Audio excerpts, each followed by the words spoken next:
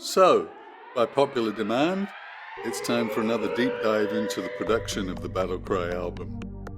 If you're not technically minded, then you might want to get off here. But if you're interested in production and how the sausage is made, then let's go, shall we? First of all, I use Logic for all of my productions. Most, probably the majority really, of music producers, they use Pro Tools. But I've always preferred Logic. It just somehow is a lot easier and it has everything built in. It has great effects that you can easily pull up, and you hardly really need anything else, because in fact with Pro Tools you put in a load of plugins and so on.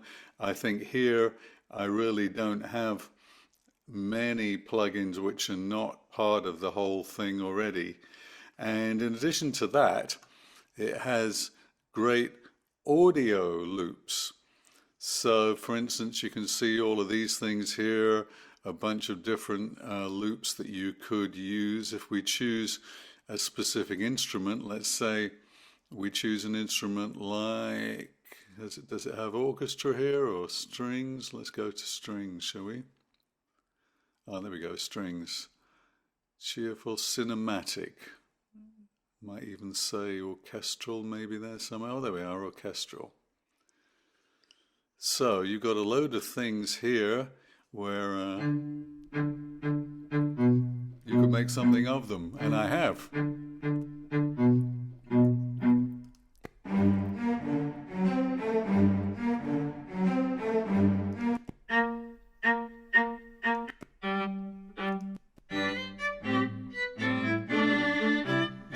You get the idea, right? So, I've got Inside Outside up right now, which was, of course, the first song that we really started for this album. And most of the things that were originally there are probably gone by now. But I was taking a look to see what might be one of the originals, and I think it would probably be this here right now.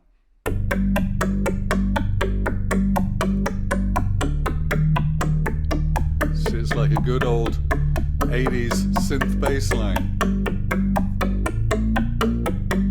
And I probably would have added this. So we got some chords.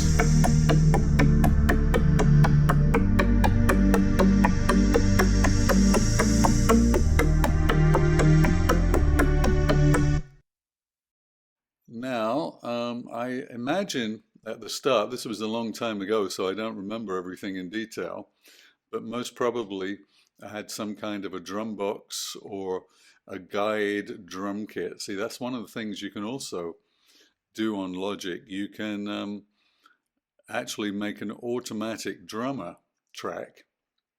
Let's see if that, oh, there we are, there's the automatic drummer track. And let's find out where that is. Oh, there it is. And so if I didn't have BP, or I didn't yet have BP, I might have put on something from here, and then the automatic drummer track would give us an idea of what the drums should be playing. Let's see what they are before you change them.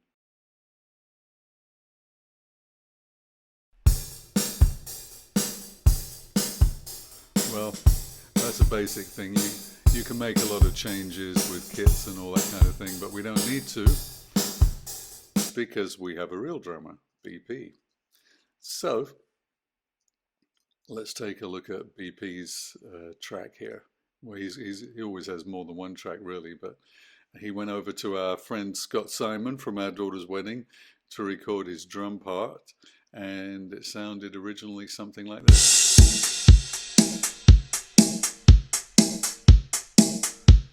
Looks like I added another snare drum there to give it some more punch.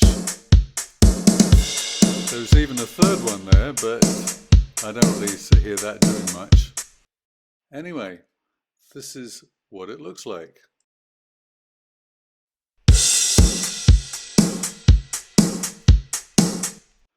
Because you see,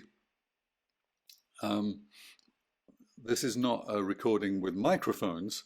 This is what we call MIDI, which means the signals of each drum, the part of each drum played, is recorded, and it makes one of these little squares here, and then afterwards you can then choose whatever sound you want. The colors on them, they represent like how loud the drum was played. And as I mentioned, you can change the sounds to anything you want. Even these days in a lot of productions, when they have a real drummer recorded with microphones, they convert it to something like this, so then they can choose better sounds. So we have there we go, we've got an inbuilt drum kit here. This one says on it Battle Cry, so that means that I created and saved it specifically for this album. But the way that you do that is that you can choose, see there's all these different snare drums you can choose from, and you can tune them, you can do a lot of different things to them. You can have echo or no echo. Same, there's the kick. You can do that with the hi-hat. You've got all these different hi-hats, different cymbal sets, different tom-toms, and so all together we make a kit that is the way that we want it to sound, that is the BP kit. So that's what we got right here. So that's all of these drums playing right here. So if we add that to the first two samples that we had there, well, samples, they're MIDI parts as well. It's something like this.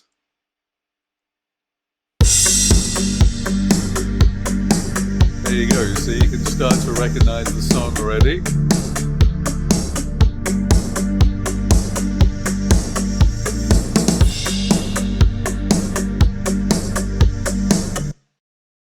So most likely, the next thing, well, I've been working on this a long time, so I don't remember every detail and every date, but most likely the next thing would have been Mick on the bass.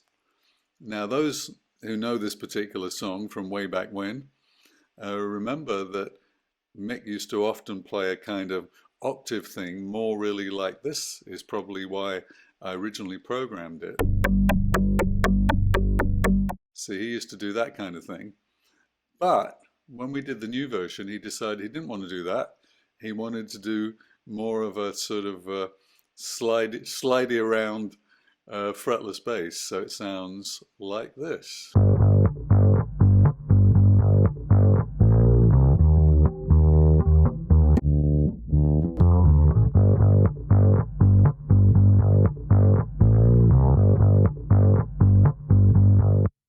And then if we put the drums in with that, we've got our basic track.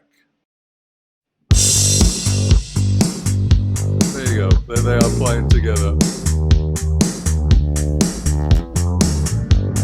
Then we add these other things here.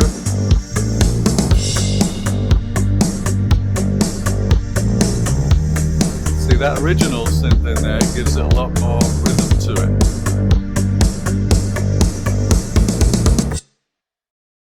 Now, one thing actually I forgot to mention with the drums is that we've also got these famous tom-tom fills here, and they come from the BP drum kit that I created. See, great fill there, and those sounds, we can just take a quick look for those who are interested in that to see what we used. Okay, that's those are the tom-toms in that fill there. And it actually has some reverse echo there that I created, and I have a feeling it could have one other thing. Oh yeah, there we go, I thought so. There's actually a backward piano. This was something that Mick asked for, and so all together they're like this.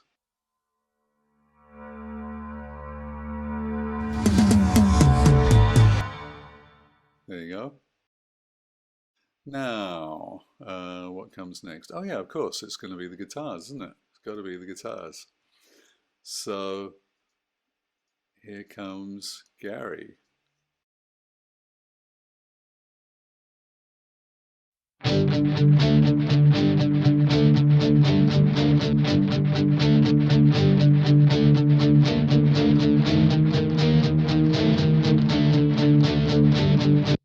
See, that kind of heavy chugging thing really gave it a new flavor for the 21st century for this song. So if we put, let's say we put first of all just the guitars and the bass and drums together. I should have put that fill in, shouldn't I?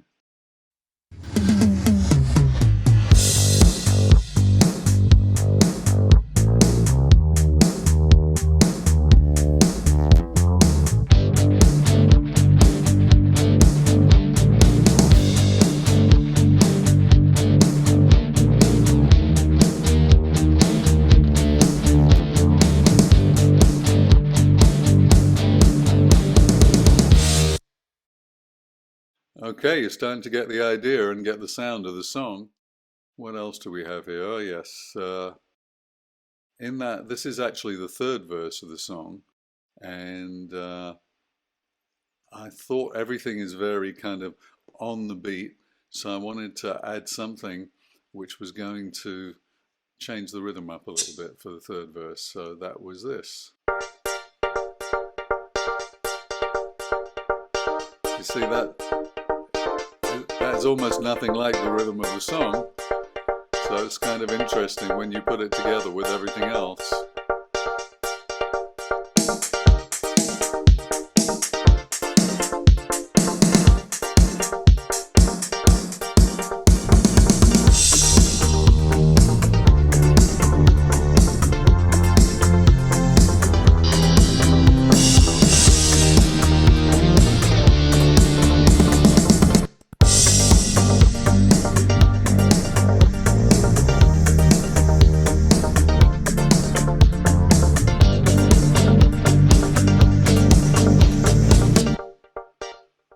Oh yeah, here we go. Here's a bit of orchestra. This is interesting.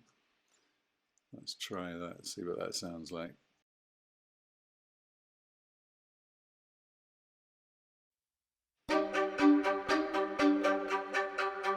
This is like from the middle eight, or bridge as they call it in America.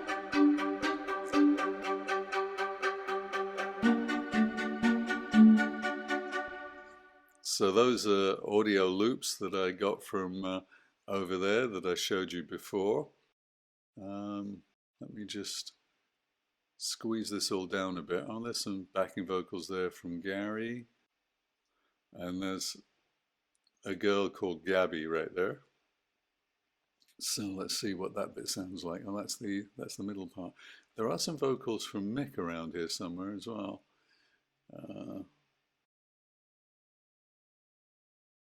Inside, outside, outside, inside, inside, outside, outside, inside. All right, there might be a few little details and effects going on there as well. Little added things. That looks like that's probably the famous riff of Inside Outside, the instrumental riff.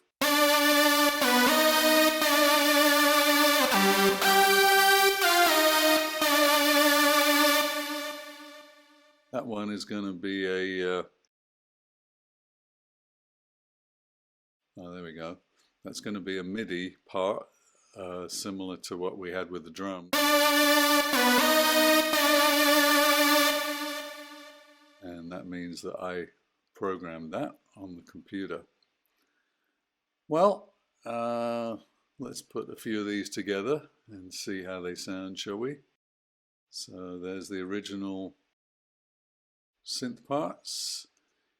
There's Mick on the bass. There's BP on the drums, including those tom-tom fills. There is actually a little bit of extra guitar there, which Mick played. But it's nothing particular, it's just like the chords in the background. And I'll put all of these in as well and just see what we get. I see some effects there. That looks like it's some other drum thing, or maybe claps.